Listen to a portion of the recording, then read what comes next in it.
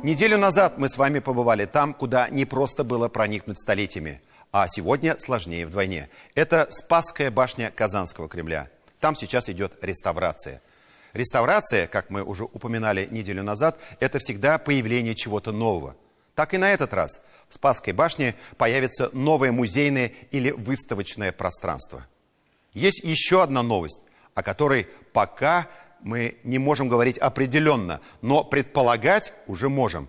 На Спасскую башню Казанского Кремля наверняка вернется малиновый звон. Любой житель Казани его помнит. Башня озарялась особым светом при каждом ударе колокола. Малинового звона на башне нет уже 8 лет, но он, повторюсь, возможно, вернется.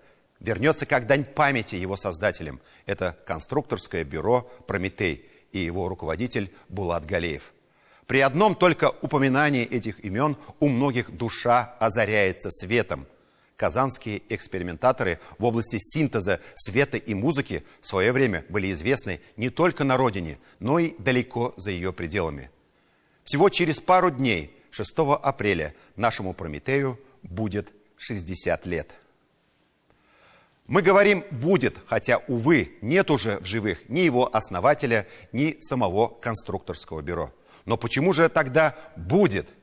Да потому что есть продолжатели, есть огромное наследие, которое еще только ждет своего часа. «Будет» еще и потому, что Спасская башня, возможно, снова озарится прометеевским светом.